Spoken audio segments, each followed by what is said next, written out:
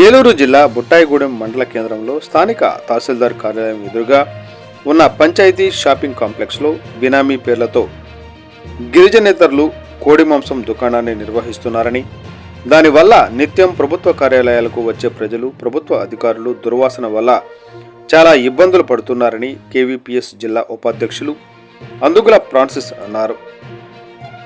స్థానిక తహసీల్దార్ కార్యాలయం ఎదురుగా ఉన్న ప్రధాన డ్రైనేజీ రాజీవ్ కాలనీ దళితపేట వరకు మాత్రమే ఉందని, ఈ కోళ్ల వ్యర్థాలు ఆ డ్రైనేజీలో వదిలివేయడం వల్ల అవి దళితపేట వరకు వచ్చి అక్కడ ఆగిపోవడం వల్ల ప్రజలు నానా అనారోగ్యాలు పాలు అవుతున్నారని అన్నారు. ఈ డ్రైనేజీని ఊరి చివర తాళ్ల చెరువు వరకు నిర్మించాలని కోరారు. ప్రభుత్వ అధికారులు, ప్రజాప్రతినిధులు వచ్చినప్పుడు మాత్రమే ఈ దుకాణాన్ని మూయించి అక్కడ బ్లీచింగ్ చల్లి దుర్వాసన రాకుండా చేస్తున్నారని ఆరోపించారు. ఈ దుకాణాన్ని అక్కడ నుంచి వెంటనే తొలగించాలని స్థానిక శాసనసభ్యులు చిర్రి బాలరాజుకు మరియు స్థానిక ఎంపీడీఓ జ్యోతి గారికి వినతిపత్రం అందజేశారు. వారు దీనిపై స్పందించి చర్యలు తీసుకుంటామని హామీ ఇచ్చారని అన్నారు. ఈ కార్యక్రమంలో మాజీ కోఆప్షన్ సభ్యులు దారా శిఖామణి, మైనారిటీ సెల్ అధ్యక్షులు యేసుపాదం తదితరులు పాల్గొన్నారు. కిందకు వచ్చేసి మా దళితపేట మీద పడుతున్నాయి.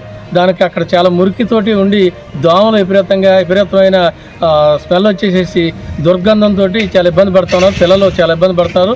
వాంతులు విరేషణలు అవుతూ ఉన్నాయి.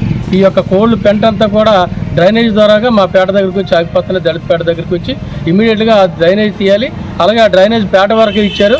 అక్కడ నుంచి కింద తాళ చెరువు దాకా కూడా ఈ డ్రైన్ పొడిగించాలని కూడా మేము ప్రజలందరూ కూడా, గ్రామస్తులందరూ కూడా కోరుతా ఉన్నాం. అంచేత ఇమీడియట్లీ ఎండిఓ గారిని, ఎమ్మెల్యే గారు చెప్పారు కాబట్టి ఎండిఓ గారికి కూడా ఈరోజున లెటర్ ఇచ్చి దీని మీద వెంటనే పరిష్కారం చేయమని చెప్పి తొందరలోనే నేను ఆ సమస్యను పరిష్కరిస్తానని ఎండిఓ గారు చెప్పారు.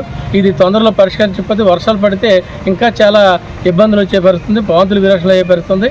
ఈ యొక్క కోళ్ళు పెంట అంతా కూడా వచ్చి ఆగిపోవటం, పాములతోటి, దేళ్లతోటి చాలా ఇబ్బంది పడుతూ ఉన్నాం. అంచేత ఇమీడియట్గా దాన్ని తొలగించాలి. తొలగించకపోతే ఎంఆర్ ఆఫీస్ దగ్గర, ఎండి ఆఫీస్ దగ్గర మేము ప్రజా ఉద్యమం చేస్తాం. అలాగే నిరాహార దీక్షలు కూడా చేయడానికి సిద్ధంగా ఉన్నారు. ప్రజలందరూ చాలా ఇబ్బంది పడుతున్నారు. ఇమీడియట్గా తొలగించాలి.